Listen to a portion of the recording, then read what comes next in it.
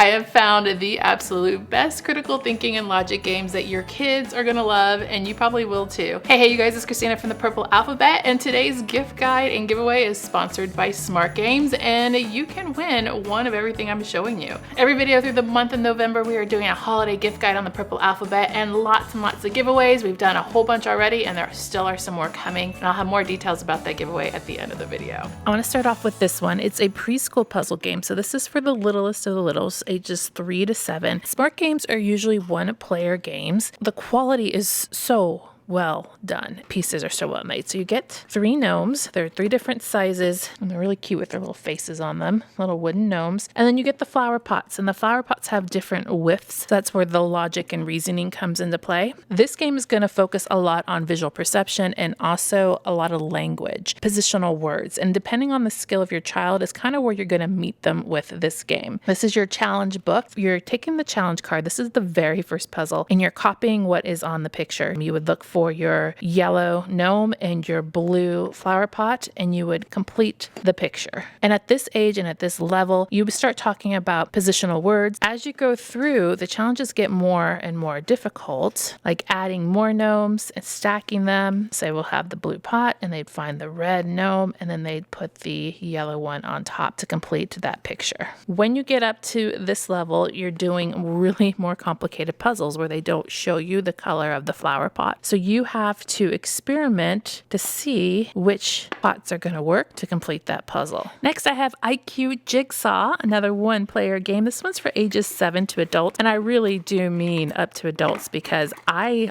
like this one. So you get all of these different puzzle pieces, and especially if you like puzzles, you'll really enjoy this. And in this one, you get 100 different challenges, and they set it up the same way with a challenge booklet, all leveled from starter all the way up to wizard level on this, and the answers in the back of the booklet. So let me take one of these puzzles. You pick one. There's 4 here on the page. Let's say I chose number 6 here. They give you the starter pieces to start off with. So you just copy the picture. That's all you need to do. Visually, you just match up the pieces how they already have it started. These little puzzle things are already attached, so that's like one big puzzle piece. So we'll just put that in there. Orange and then yellow. So our goal of this is to make a 6x6 puzzle with the remaining pieces. All of these pieces have to fit back into here to make a 6x6 puzzle. It's okay if like these, see how it's not like exactly a line down? That's totally fine. Just gotta add these in to where I think they would fit. Now let's try this. Actually, I think that might be it. There we go. This one. And there I go. There's my little puzzle, and I've completed the challenge. I can check my answer in the back of the book, and it will show me the exact way that it should look. These do get more difficult as you go along with less and less pieces in the challenge, all the way to like just one. If you're feeling lucky to start with the masters, you can, but it's going to be a lot more challenging when you get to the end. I also like that this would be a really great take and go thing to take with you on a vacation or a trip because it's such a flat puzzle and easy to go with you. This one is called Drop Zone, and they're recommending this one ages 8 to adult. It's a gravity roll game, so you're using logic to build marble runs. And you have one game board here that has all these little trays and holes inside of it, and then all of these marble run pieces. So you know me, if you watch the Purple Alphabet enough, you know that I love a good marble run. I love the way marble runs just kind of really work those logic and critical thinking skills and strategy. I just think they just have so much opportunity, and they're fun. So once you've completed the puzzle, you know you've done it. Little puzzle book is exactly that we've seen before. We got starter, junior, expert, master answers in the back if you get stuck. Now this one, I will say, I've been playing around with it. It definitely takes some thinking. So let me start with a simple one. On this challenge card is showing me where to put the colored marbles. So put the red one in the orange drop zone. Then it says down here, I'm going to be using greater than or equal to 1 marble track piece. I am trying to land my red marble into the orange drop zone. Okay, so the red marble starts in the red tray. So somehow I have to think, how am I going to get this red marble starting at the red spot into its drop zone that it's currently at? So that's where we start our gameplay. So I have all these pieces, and some of them have holes in one side, and some of them are solid. So I'm going to configure it so when I drop it in here, and it rolls with the opening over there. Then you test your solution.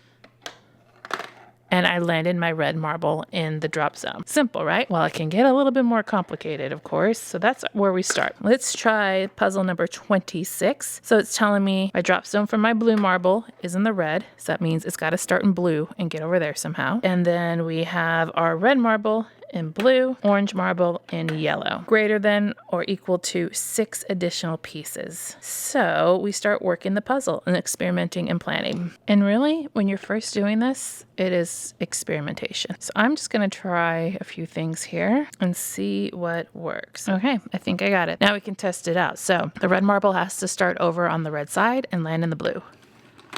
Good. Now we need the blue to land in the red. Done. In our orange, to start in orange and to finish in yellow. I actually did it, you guys. So these challenges get more and more complicated as you go through, and it's gonna really require a lot of starting and finishing and retrying to see what works. But once you get it, it's so fun to see that you've done it. Break out, escape the dungeon. Dun dun dun. Ages 10 to adult. And this one is a tumbling block game with a twist. We're gonna be doing planning and logic, problem solving, but spatial insight and concentration on this one. And this time your challenge book has challenges and the answers in the back of the challenge book. And then you get all of these different pieces, including your game boards. Our job is to go through all of our challenge and our maze and get through that dungeon door. In order to do that, we have our hero, which is this square block right here. He even has a face on there. All these different sides and shapes and all kinds of different things. Then we have all these obstacles. There's pillars and crates and some blue crystals over here. This is our shield and our key, a weapon token to use with our monster. Now, our monster isn't used in all the games, but in some of them. We set up our challenge. Let's start off on the easier side. And we have our puzzle number 1. And we just copy the picture. It says our door is up here, so that's our door. And then we add all of our little obstacles. Hero starts over here in the corner. So we do want to escape. By escaping, we have to pick up our key. This is our key right here. We have to roll through our puzzle in order to get to the door. Inside of our hero, there is this little concave space, only on one side. When we roll him onto there and roll him off, it stays. So that when we roll him over here and it hits this piece, this magnetic piece over here, it opens the door and we've escaped.